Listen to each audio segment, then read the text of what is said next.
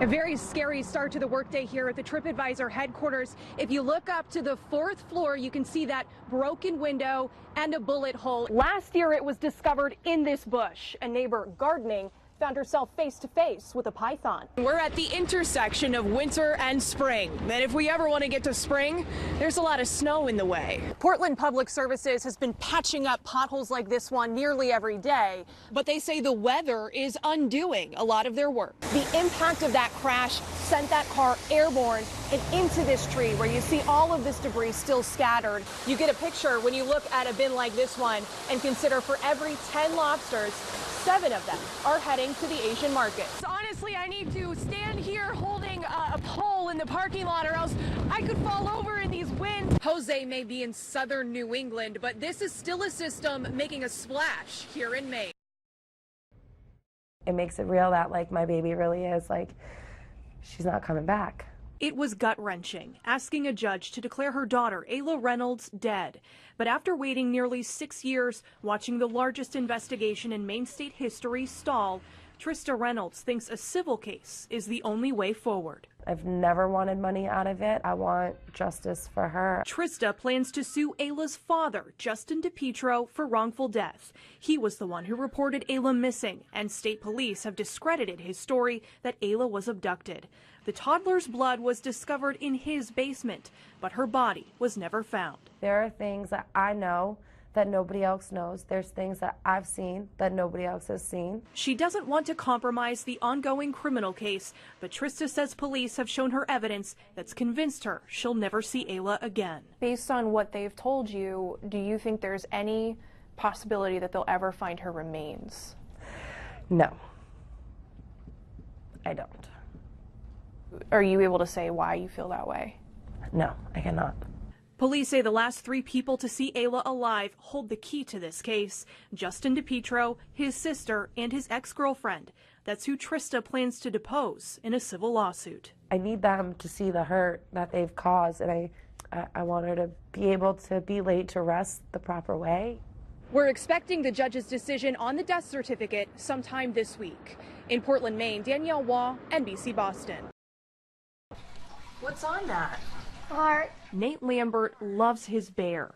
It wore this sweater that has his father's name on it and angel wings. That's kind of how we explained to him that Dad was an angel. It was a gift to this 3-year-old shortly after his father Jordan died. We told him, if you miss Dad, you hug the bear. If you want to talk to Dad, you talk to the bear. Which is all the time, everywhere he goes. That's why Nate was carrying his daddy bear to the Maine Mall this week. But somehow that bear got lost. And he was very concerned where Daddy Bear was. They thought they may have dropped the bear in this parking lot. They searched here, they searched inside the mall, but no luck. So they turned to social media, offering a $100 million reward to underscore their desperation. You know, things spread like wildfire on the internet, but I didn't think that something like this would. The post was shared and showed up in just the right person's timeline. And I'm like, oh, that's the bear. You know, I couldn't believe it, yeah. CJ and his 3-year-old daughter Bella were also at the mall that day. Bella spotted his bear in the parking lot. It was cold and rainy, and she wanted to help. Oh, but she really wanted to save it. And okay, I guess so. We'll wash it, and I guess you can keep it. And then I'm on Facebook, and I see it, and I couldn't believe it. Once he read the story behind the stuffed animal, he knew he had to set up this meeting. Nate and his mom can't believe the bear is back. Daddy bear. I'm very, very happy. Grateful for the power of social media and the kindness of strangers that made this moment possible and gave a little boy a good reason to hold this bear extra tight. Danielle Waugh, NBC Boston. Totally felt very violated. Joey Toothaker sensed someone was following him and his daughter inside this Hannaford. Later, a friend showed him a Flickr account that confirmed it. He showed us these screenshots, dozens of candid photos with the caption, "Cute girl." She's not a cute girl. She's 12 years old. The account belongs to a registered sex offender in Augusta, Maine, who has been convicted of gross sexual assault 3 times. He has uploaded hundreds of similar images. Rage, sadness, anger, hate, just completely devastated. Jessica Sproul says his site had nearly 100 pictures of her daughter taken at a local bookstore. What innocence she had. We've now had to have a conversation that kind of takes that away, and she's 10. These parents and hundreds more have complained to Augusta police, We haven't really encountered this before. who say they are powerless to prevent these pictures taken in public places. The Constitution spells it out pretty black and white for us. They say it's creepy, but not a crime, and suggest reporting him to social media sites to have the pictures removed. This is a function of new and changing technology. Lawmakers now taking a second look at sex offender laws. Because he has not been charged with a crime, NECN is not naming the man behind the photos, but we did track him down after his Flickr account was wiped clean. Do you intend to continue to do this? No, I do not, and I regret every single time I've ever done it. And you've taken down the photos? All the ones that I still have access to. It's no comfort to the parents who say he could do it again without consequence. It's a very helpless feeling, yeah. In Augusta, Maine, Danielle Waugh, NECN.